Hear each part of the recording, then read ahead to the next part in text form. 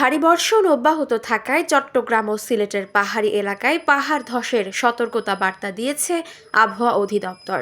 টানা বৃষ্টিতে কক্সবাজারের উখিয়া উপজেলায় রোহিঙ্গা ক্যাম্পে পাহাড় ধসে 10 জনের মৃত্যুর খবরের মধ্যে এই সতর্কতা বার্তা এসেছে।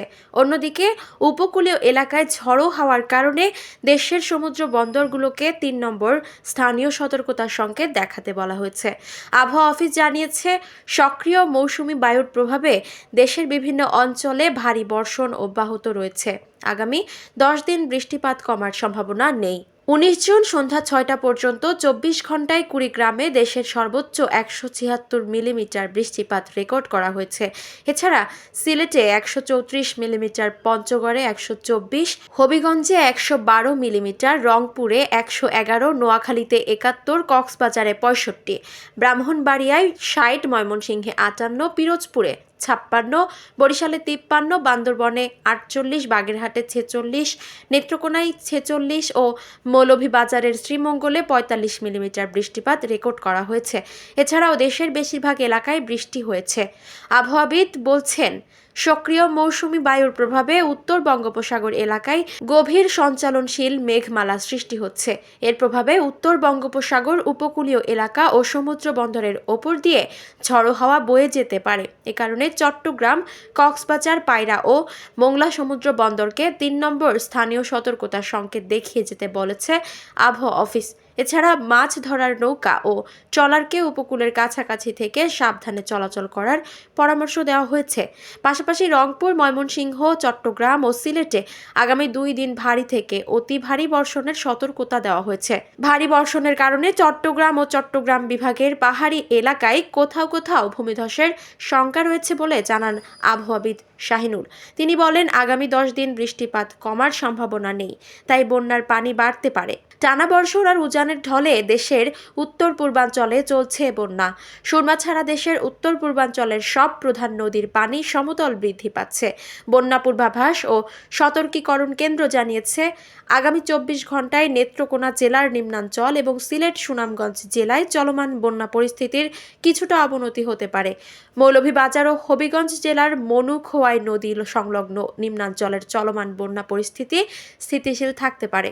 এছাড়া দেশের উত্তরাঞ্চলের দুধকুমার, তিস্তা ও ধরলা নদীর পানির সমতল আগামী 24 থেকে 48 ঘন্টায় বৃদ্ধি পেতে পারে এবং কুড়িগ্রাম, লালমনিরহাট, রংপুর জেলার নিচু এলাকায় বন্যা পরিস্থিতির সৃষ্টি হতে পারে। সিলেটের সীমান্তবর্তী কানাইঘাট উপজেলায় বন্যা পরিস্থিতি অপরিবর্তিত রয়েছে। লোভা নদীর পানি কিছুটা কমলেও সুরমা নদীর পানি বৃদ্ধি অব্যাহত রয়েছে। বুধবার সন্ধ্যা 6টা পর্যন্ত সুরমা নদীর পানি বিপদসীমার 71 সেন্টিমিটার উপর দিয়ে প্রবাহিত হচ্ছিল, কিন্তু তারপরেই উপজেলার 18 স্থানে প্রতিরক্ষা বাঁধ ভেঙে সুরমা নদীর পানি লোকালয়ে ঢোকার খবর পাওয়া গেছে। এতে উপজেলার প্রত্যন্ত এলাকায় কোথাও কোথাও বন্যা পরিস্থিতির অবনতি হচ্ছে। পানি বৃদ্ধির কারণে 8 নং ঝিঙাবাড়ি ও 9 নং রাজগঞ্জ ইউনিয়নের নতুন নতুন এলাকা বন্যায় প্লাবিত হয়েছে। বন্যায় উপজেলার 9টি ইউনিয়ন ও পৌরসভার অধিকাংশ গ্রামীণ রাস্তাঘাট পানিতে তলিয়ে গেছে। পানিবন্দী অবস্থায় রয়েছেন হাজার হাজার মানুষ। উপজেলা শহরের সঙ্গে প্রত্যন্ত এলাকার মানুষের যোগাযোগ বিচ্ছিন্ন রয়েছে। ভয়াবহ বন্যা পরিস্থিতিতে শ্রমজীবী মানুষেরা কর্ম হারিয়ে মানবেতর জীবনযাপন করছে। এদিকে বন্যা কবলিত এলাকার লোকজনদের মধ্যে সরকারি ত্রাণ সামগ্রী সার্বক্ষণিকভাবে পৌঁছে দেওয়ার জন্য উপজেলা প্রশাসনের পক্ষ থেকে 9টি ইউনিয়ন পরিষদের চেয়ারম্যান ও পৌর মেয়রকে নির্দেশ দেওয়া হয়েছে।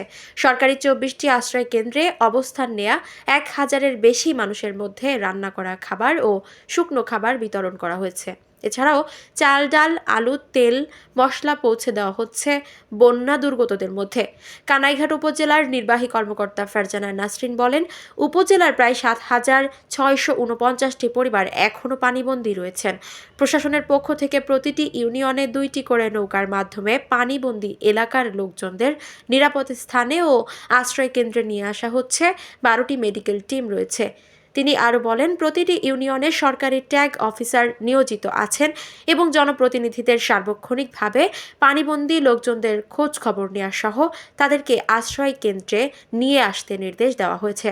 সরকারের পক্ষ থেকে সম্প্রতি বন্যায় বরাদ্দ পাওয়া ত্রাণ সামগ্রী প্রতিটি আশ্রয় কেন্দ্র ও পানিবন্দী এলাকায় বিতরণ করা হচ্ছে। পানি কমার সাথে সাথে ভাঙন কবলিত ডাইক মেরামতের কাজ শুরু হবে।